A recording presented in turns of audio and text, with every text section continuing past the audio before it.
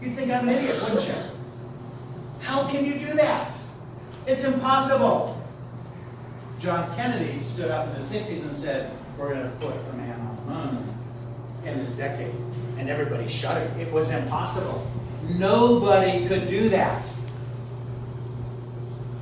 You're in school to learn.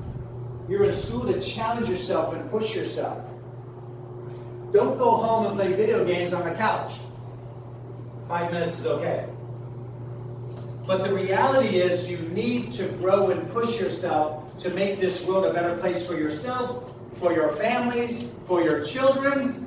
I know that's scary. Someday, most of you are going to have children. How are you going to feed them? And the most important thing I want to teach you is you must do something that's noble. You must do something that's worthwhile. You must do something that makes the world a better place. I don't care what career it is. But you've got to make the condition for humanity and for the world a better place. When they have a grave site, you have a beginning date and an end date, and that dash in between. I want for all of it to be, I left the world better. Right? That's why you're in school, to better yourself.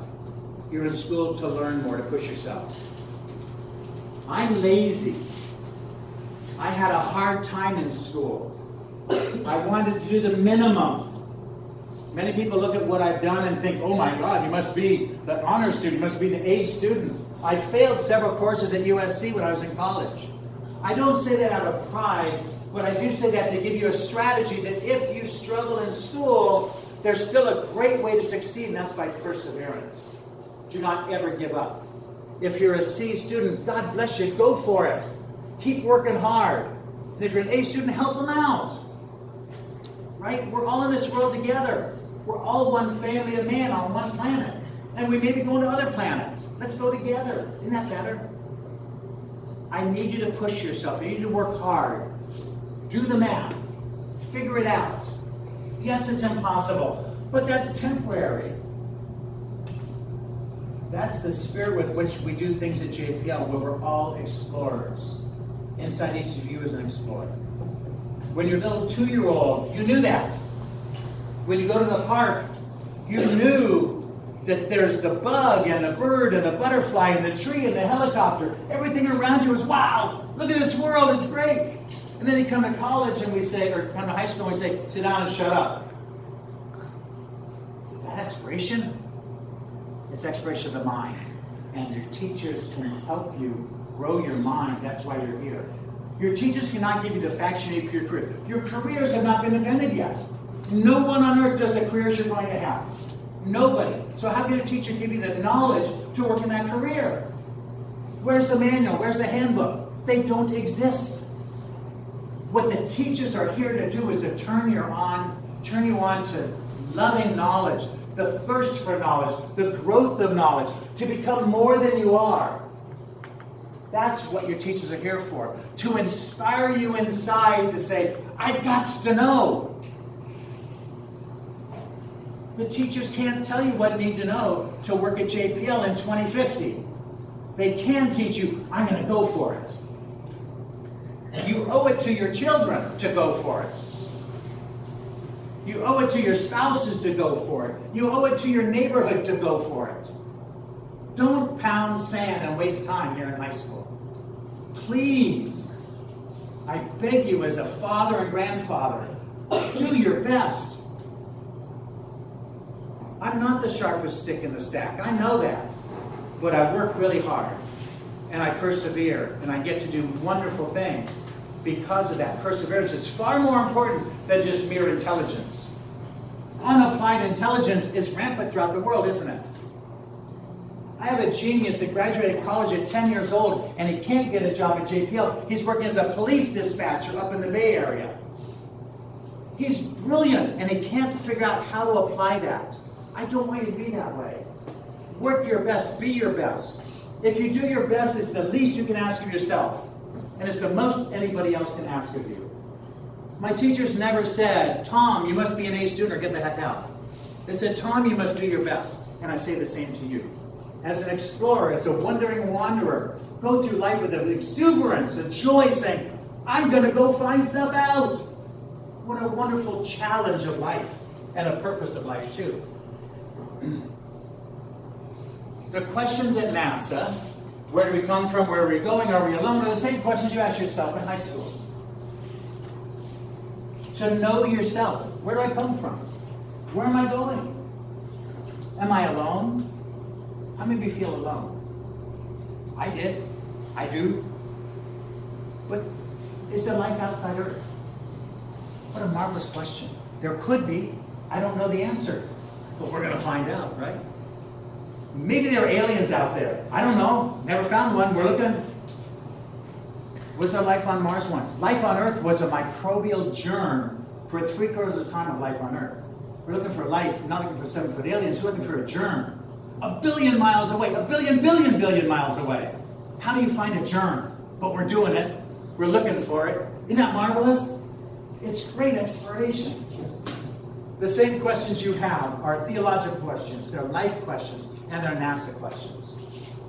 We started in the 30s. I'm a part of the Caltech, California Institute of Technology. I'm a university employee. I don't work for the government. But working for Caltech, we contract to NASA for the work that we do. So I'm a university employee. Education is very important to us at JPL. And we work in a contract to the government rather than being government employees. We started in the 30s, long before NASA began, and then NASA began in the late 50s after Sputnik flew. So we decided to join Caltech, joined up with contract to NASA. This is where JPL is now. It's just a few miles to the west of you. These are the purposes of JPL. We have 8 themes: explore the planetary system, our own and nearby, search for life beyond Earth, understand the origins of life. This is one that I work on, understanding our home planet. I'm an Earth scientist. I study Earth from space. I want to protect the environment. What I do is incredibly important. It matters to me that the sea level is rising and taking over islands and making the people leave their home. They've been there for centuries. And because of sea level rise, because we are warming the Earth and melting the Antarctic and the Greenland glaciers, how dare we? How do I take away someone's home and say, good for us? I've got to protect them, and NASA is doing that. That's what I'm there for, trying to figure this stuff out. We link the scientists and public throughout the solar system, getting science and humans to work, and humanity and the cities to work together, address the challenge of national significance. Global warming is a huge significant thing. You know, every one of us is affected by it. You don't think you are, but you are part of it. Support humans' expansion in deep space. We're going to the moon, Mars, and beyond. This is another one that I'm here today for, to inspire all, especially the next generation of explorers. You are explorers, and I'm here to inspire you. You matter to me. What you do with your life matters to me. I lived in Djibouti for 10 years. I now live in Laverne. Djibouti is an important town. Your life is important. You were put here for a purpose. What is that purpose? Is what you're trying to figure out. And the Career Day is part of that. You matter. What you do matters. And I don't care what it is, but do something that is significant to the world. That's the most important part. Earth Day is on April 22nd. And there's a quote from one of my heroes, Jacques Cousteau. He was one of the reasons why I became a marine biologist. And he says, for the most of history, man has to fight nature to survive. But in this century, he's beginning to realize that in order to survive, we must protect it. I can't abuse the earth like we have and keep going on. It's not sustainable. I can't rape the land and call it good. I can't make the other guy suffer and call it good. I can't steal the guy's land, cattle, water, and economics and call it good. I'm here for the good. And we need to protect Earth. We're one family on one planet. Eventually we're going to be another planet. But for right now, we're one family on one planet. I belong to you. You belong to me. Why would I ever cause harm to you? Doesn't make sense, does it? So we have to protect Earth. Here's about what we do at NASA and JPL.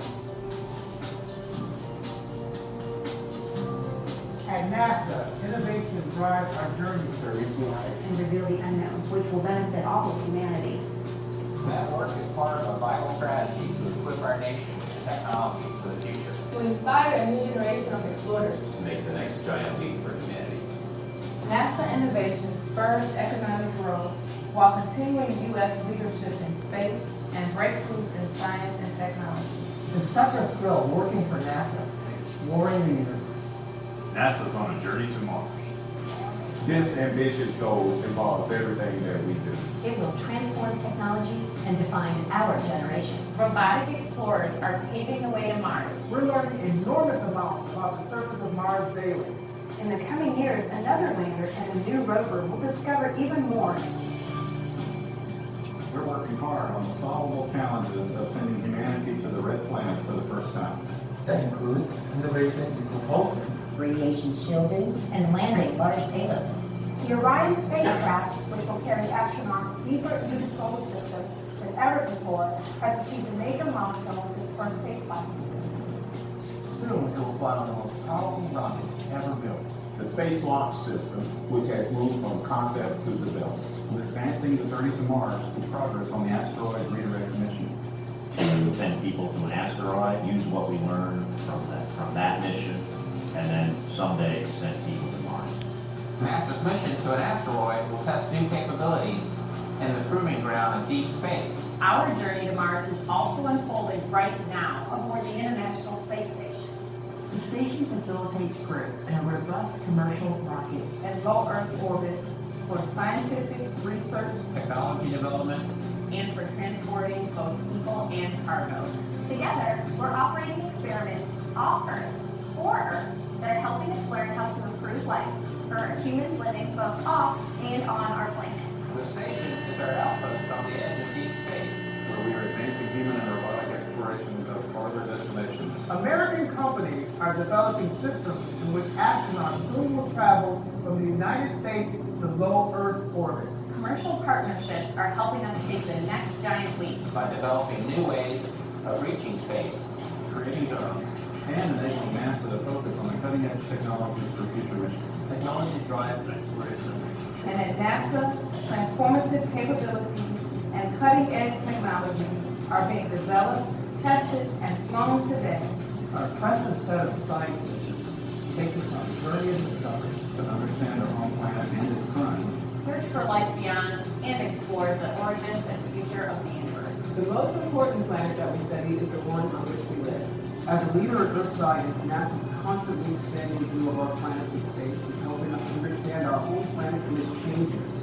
Incredible view of our modern world. And NASA is committed to transforming the universe. We're dramatically reducing air traffic's environmental impact, maintaining safety in more crowded skies, And paving the way towards revolutionary aircraft technology. NASA is with you when we fly. and taking you on a journey to Mars. Everything NASA does is improving life on Earth. Raises the bar of human achievement, Making tomorrow's discoveries safe. We're America's National Aeronautics and Space Administration And every day we're helping to reach new heights. Reveal the unknown. and benefit all humanity.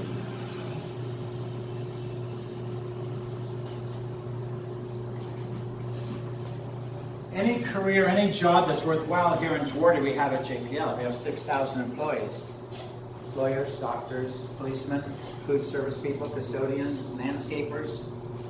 Art department, we have a tremendous art department, graphic arts, tremendous social media. Anyone in the computers, computer science, by all means. There's every kind of career that's here in Georgia, we have there. So whatever you choose, I don't really care. Choose something that you want to do that inspires you, that helps people. John Kennedy was touring the Kennedy Space Center down in Florida before it was called the Kennedy Space Center. And it was while we were building the Apollo missions to get humans to the moon. And he's touring around talking to the workers, and he approached one of the workers and he said, why are you here? And he said, I'm putting a human on the moon. He said, what job do you do? He said, I'm a custodian. True statement, right? The custodian is very important to put the humans on the moon. If any of you are in a surgery room, don't you want that room clean? If that room's full of germs, I don't care how good the surgeon is, you're done, right? Everybody has a role. Everybody has a place. I don't care what the job is, and do it well, and do it right, and do it the best of your ability. As I said, I struggle in school. I do the best I can for NASA. I've done the best I can in many careers. I've got to do my best. It's a wonderful thing, and you have to do your best. You have to do your best today in school, tomorrow in school. If you're just wasting time, get out of your own way. Go do something that matters. You're investing in yourself. Earth's gravity is strong, but not strong enough to hold our imaginations nor our rockets. I can jump up right now. You know I'm coming back to Earth, right? On the moon, I'm going to be in the air a little bit longer. On Mars, I'm going to be in the air a little bit longer, but I'm still coming back. Gravity is strong. But nothing can leash in and corner your imagination, for good or bad, right? But for good, nothing can corner your imagination. Let it go. Use it to drive forward. And we use rockets because look what we've been able to do with that. It's just a tool. We're thankful for the tools we have of rocketry. In 1903, the Wright brothers flew a few feet off the ground for a few yards. And then 66 years later, Neil Armstrong put his foot on the moon. I'm 65. In less than one lifetime, no one had ever flown. They dreamed of it. They imagined it. Right? Leonardo da Vinci designed a helicopter that would work. Did he ever fly it? 1903 to 1969, 50 years ago this year. In July, we're going to celebrate the 50th anniversary of that boot print. It's not a boot print. It's an example of human imagination and desire and drive that all of you have within you. There's nothing Neil Armstrong has that you don't have. There's nothing that Leonardo da Vinci had that you didn't have. Except you have the advantage of your knowledge. You can see further because you stand on the shoulders of giants that came before you. There's no way that I could work at JPL without the history of Galileo, 400 years ago, who used the first telescope. There's no way I could be at JPL now without Ponce de Leon, Christopher Columbus, with all the great scientists, Sir Isaac Newton, Galileo himself, all these things. I couldn't be where I am today without them. You can't be where you are today without everyone paying. All of that's inside you is the history of humanity. Go forward with it. That's why you're in school. We have 3 new missions that are going to be taking humans in space again from America. American companies, not NASA. It's private industry because going back and forth to the space station is calling an Uber. Why is NASA involved in that? We shouldn't be. The knowledge that we've done it a bunch of times. Why is NASA involved? We're not.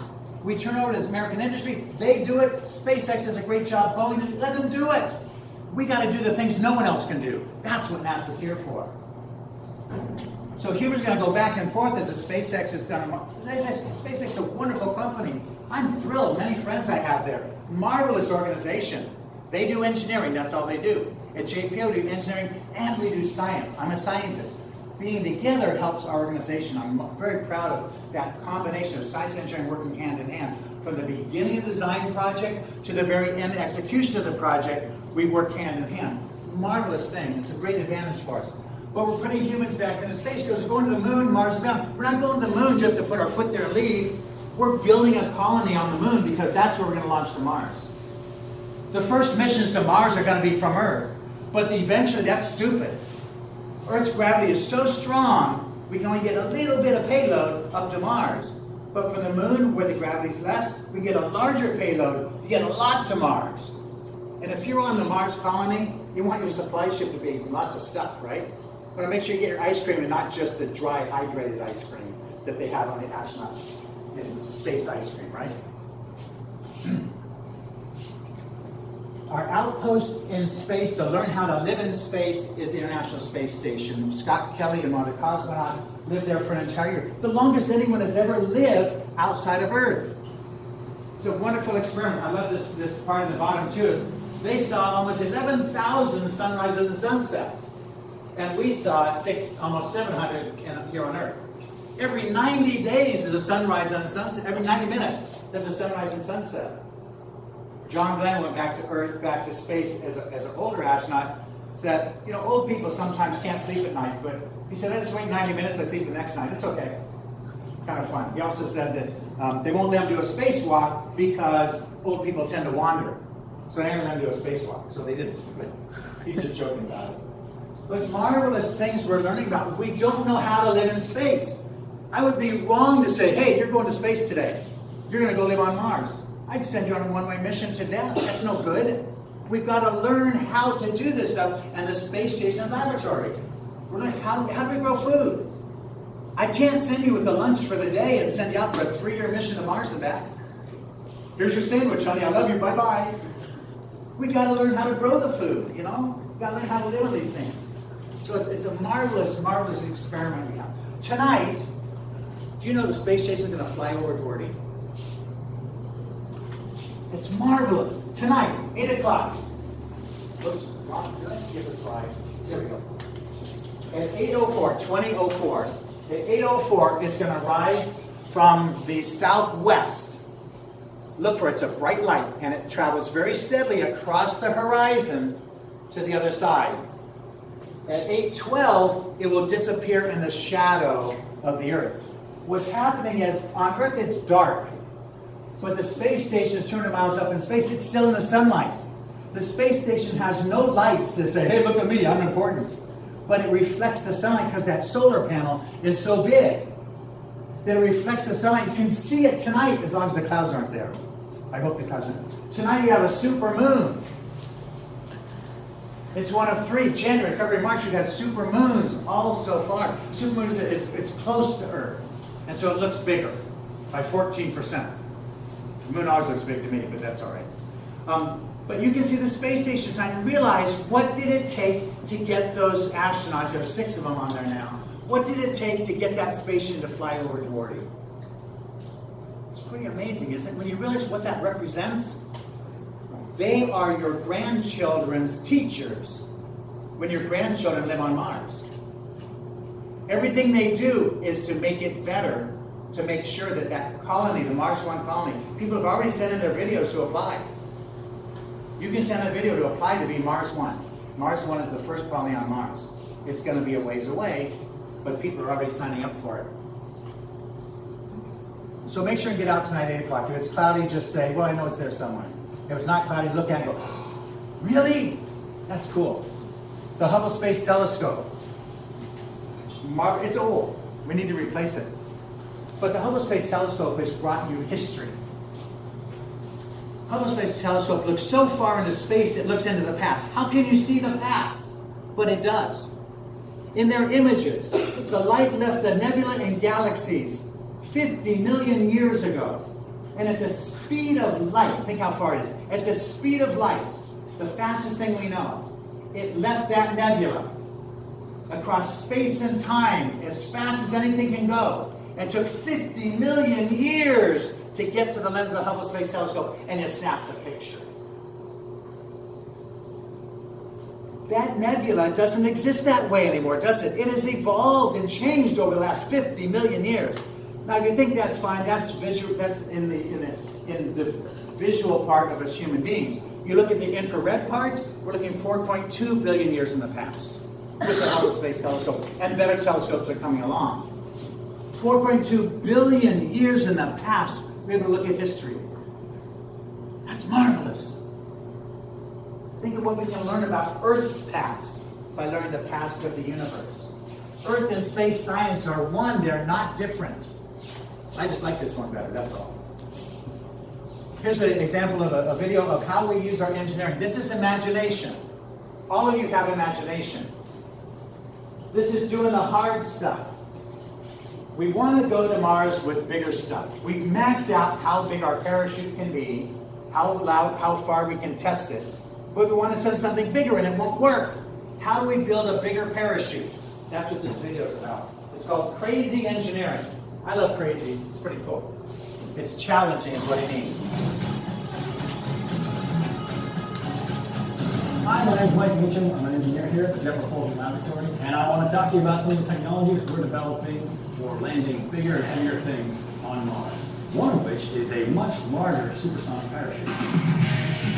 When we land spacecraft on Mars, we're going extremely fast. We have got to slow down, so we use a parachute. And we use a really big parachute.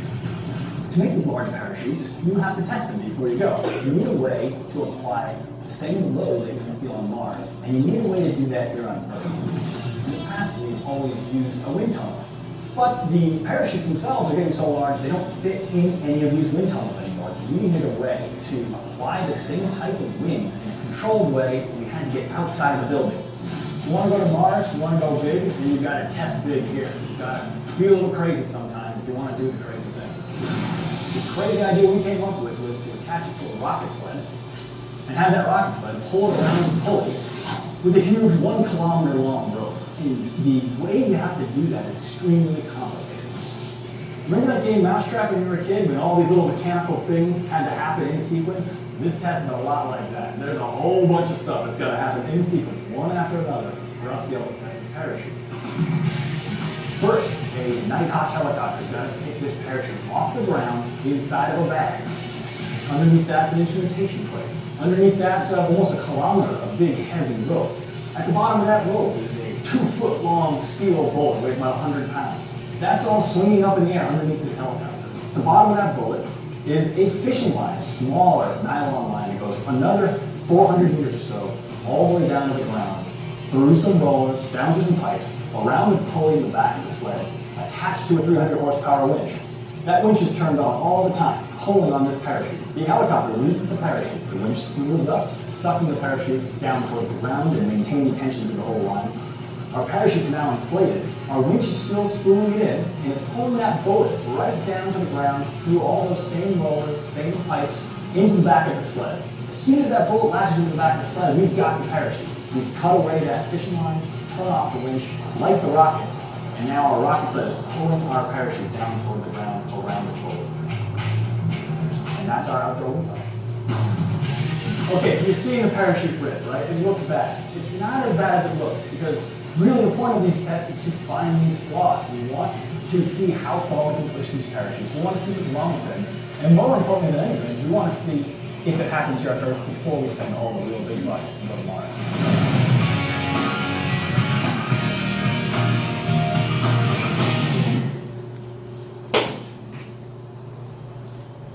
The parachute ripped. Disaster, right? Heck no.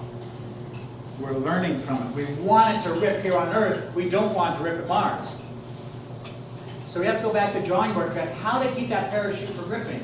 It's important you learn that failure is a part of life. It's not a failure, though. When you do your homework, you don't get something. Your teacher says, go back and do it again. It's a good thing. Because the answer is there. You just haven't found it yet. The same is true with us. We want to put larger things on Mars. How would you know fishing line has anything to do with that? But it does. Right? How do we figure it out? You just put your mind together, you work as a team, and you figure it out. They're working on that parachute. This is from 2014. They've got the parachute so it's staying solid now. We launch it up in big things off of Hawaii now. Sending it up and saying, how do you mimic the Mars atmosphere on Earth? It's 1/6 the atmosphere. How do you mimic that on Earth? You go really high to where the atmosphere is thin. Doesn't it make sense? But someone had to figure that out. We can't just go to Mars and experiment over and over and over again and have them rip. We've got to figure out how do you mimic Mars here on Earth? And high space is the way to do it. Marvelous things. It's a different way we're doing it now than this. But this was one of the steps along the way. Did this fail? Heck no. It's a step along the way. And that's what school is doing for you now. That's what your homework is for. That's why your teacher actually do the homework. It's practice for the big team. Practice for the big leagues. Technology drives exploration. The caveman walked out of the cave. Then we got on ships. We had to build ships. We had to build shelters because we were no longer in the cave. We looked up and wondered what's up in the sky. and we built rockets. Why are we going to Mars? It's the same reason as leaving the cave. We're wandering wanders. We got to know what's out there. Can we? We're going to Mars because everything that you deal with today is part of the space industry. Data suppression. The camera in your phone was built at JPL. The satellite constellation for your communications. Everything you do has been helped by the space industry. And more is to come. One thing we got to do is figure out how to get off these freeways. I take a van full to work, thank goodness. I live out in Laverne. When I was here in Gordy, I took the Gold Line. Marvelous. I hate that freeway. We've got to get better at it. So a Martian comes down to Earth and says, hey, I heard humans are pretty smart. And they come to LA and they watch our freeways and go, huh? I thought you guys were intelligent. This is what you do? You spend 3 hours a day on the freeway? You're an idiot. Can't you do it smarter? And of course we can. You just have to have the will to do it. Let's get that will to say, get rid of these freeways. We got to do better. I want to express to you that NASA's made of people. We have 6,000 employees. We have over 2,000 women who work at NASA. If you're a woman and someone says you can't do it anyway. The first person on Mars is going to be a woman. It's not going to be a high heel. It'll be a boot. Because the first person on Mars, on the moon, was a man. Women are very capable, and guys, keep up with the women. They're pushing it hard right now. If you're sitting on the couch playing video games, you're an idiot. Don't do that. Don't waste what was given to you. Play for 5 minutes, but get the heck off that couch and go do something important. The women are thumping you right now. More women are in college, more women are getting degrees, more women have jobs and getting the jobs. And men are saying, oh, well, I can't find work. Come on, men. Be men. Let's get going forward. Study hard in school. Well, she's a girl. She gets better grades because she's a girl. Baloney. They're Asian. They get better grades because they're Asian. Baloney. It ain't right. It's not true. Don't believe the lies. Believe the truth. Your teachers are pushing you to do your best. If they don't push you, they're not doing their job. If you don't push yourself, you're not doing your job. You're here for a reason, and you've got to make something good out of it. At JPL, we're part of that. But there's many careers you can have anywhere, as long as you apply yourself. We're going to use robots in the future, but robots aren't going to replace humanity. We're going to work with them as tools. Robots can do things we can't do. For instance, right now, JPL's in charge of robotic exploration of space. We can't go to Mars. I'd kill you if I did, right? Here, I'm going to send you to Mars. Thanks, Tom. But reality is the robots can. So they're early explorers. They're learning so we can get humans to Mars. So we're in together. We're in cahoots together. We need the robots to do things